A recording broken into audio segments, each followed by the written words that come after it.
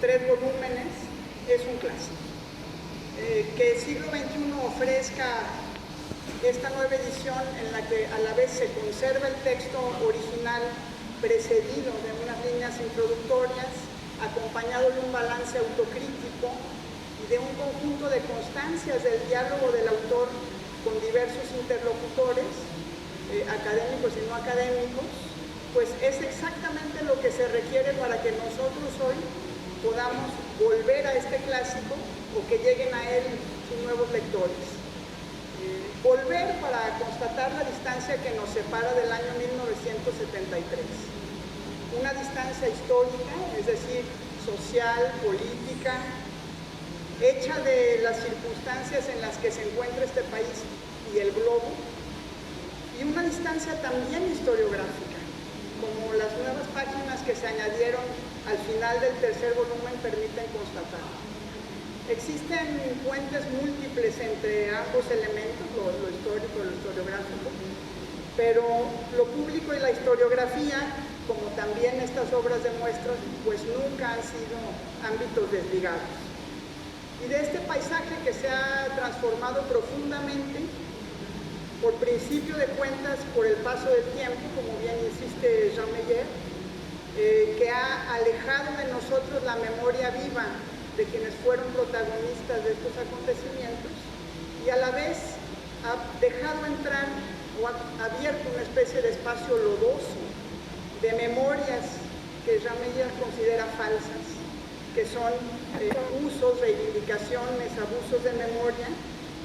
Pues de ese paisaje, en cambio, podríamos destacar unos cuantos elementos.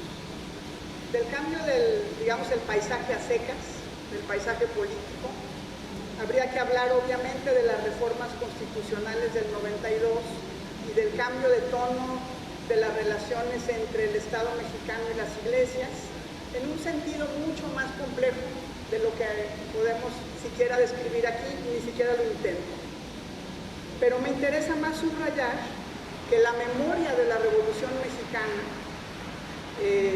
cambió de lugar, tuvo un cambio de lugar en lo público y en lo historiográfico. Bueno, del cambio de paisaje historiográfico habría que señalar obviamente el acceso a archivos que antes no estaban abiertos, entre ellos los eclesiásticos, pero obviamente no solo, y la multiplicación de trabajos a distintas escalas y que con diversas perspectivas para tratar de contradecir a Paul Valéry, o por lo menos para desplazar el ínfimo porcentaje de conocimiento que nos concede sobre la historia, pues han acrecentado lo que sabemos sobre el tema.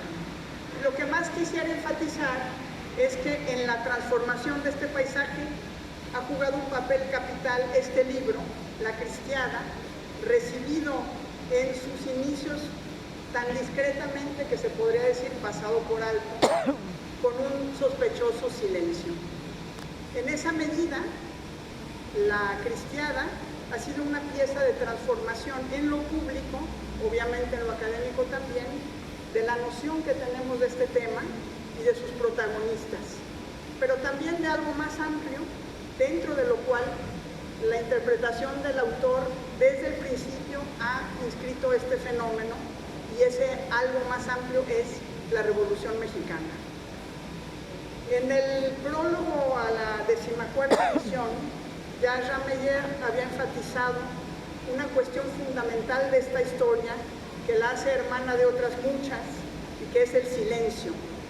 Explica cómo, claro que sí, explica cómo desde las distintas cúpulas, enfrentadas primero ferozmente, pero luego hermanadas en el acto de excluir a las masas implicadas en los movimientos de la solución del conflicto, cómo en las cúpulas se optó por silenciar esta historia.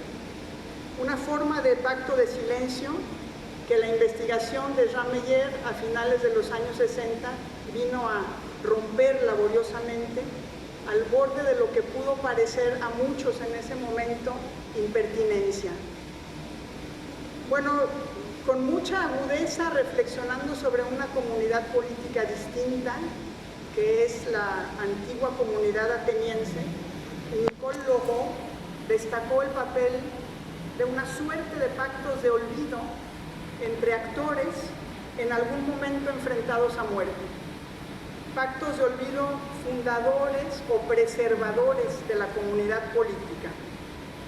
Se trata de apuestas por el olvido para mantener la comunidad, el olvido en el seno de la memoria.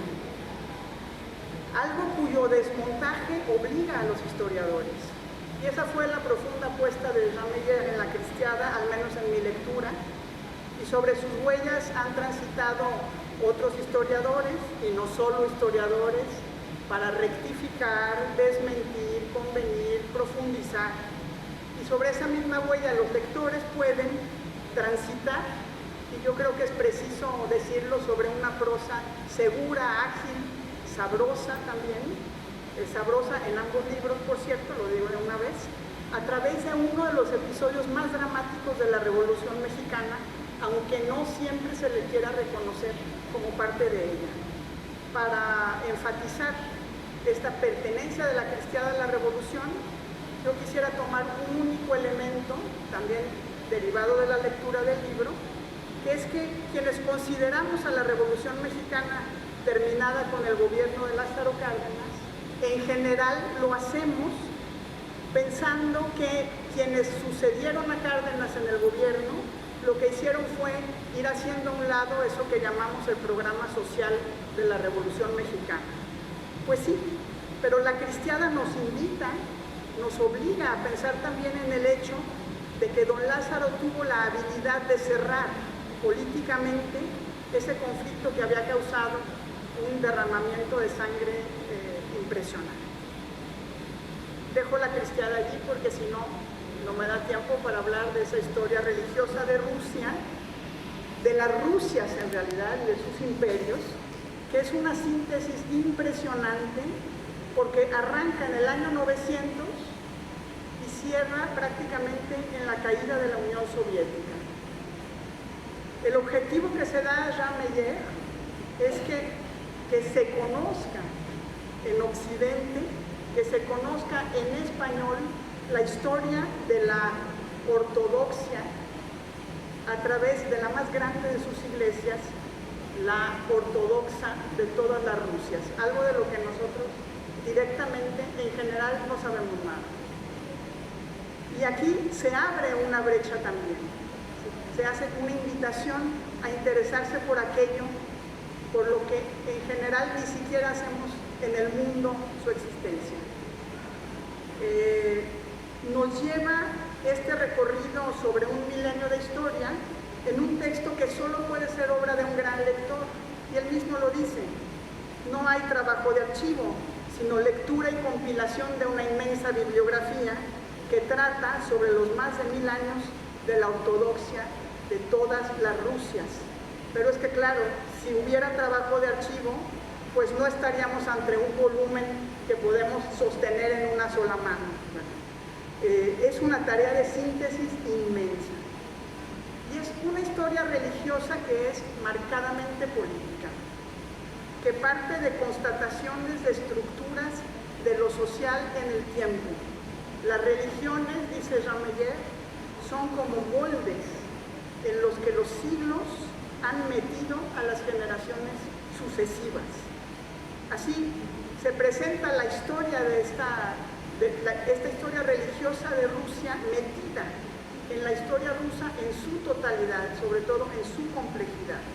Entonces el trabajo se acompaña, y también por eso su lectura es muy ágil, muy sabrosa, de una contextualización constante, lo fina que puede ser en unas páginas de estas dimensiones, ¿no? Como una muestra de que las religiones no son, nunca han sido, no pueden ser fenómenos separables del resto de la historia. ¿Por qué presentar estas dos obras juntas? Es lo último que quisiera considerar, además del hecho editorial, que tal vez no es mera casualidad, de que vieron la luz este mismo año. La naturaleza de las dos parece de entrada sin duda diferente. Frente al esfuerzo de síntesis e interpretación hecho en una, está el trabajo que conjuga, obviamente, una lectura de amplia bibliografía, pero sobre todo un trabajo de archivo, entrevistas, recorridos de campo, etc. Lo que en una son 1000 años, en otras son pocos años, la larga duración y la coyuntura. Pero en ambos ocupan un lugar central precisamente estos tiempos que Fernán Braudel nos enseñó a caracterizar. Una larguísima duración y la coyuntura, además de la atención a acontecimientos que son de interés capital para el caso. Y en ambas, y sin lugar a dudas, está presente la demostración de estos vínculos más que estrechos, complejos y múltiples entre religión y política, y sin duda debería decirse en plural, religiones y políticas.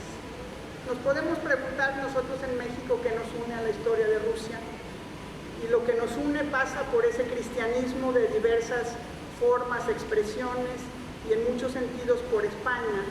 Por eso la historia religiosa de Rusia está salpicada de guiños a la historia y a la historiografía españolas, y sobre todo de claves interpretativas sobre la forma en que la historia de España, vista por los europeos, no por todos, pero por aquellos que han monopolizado la idea del occidente civilizado,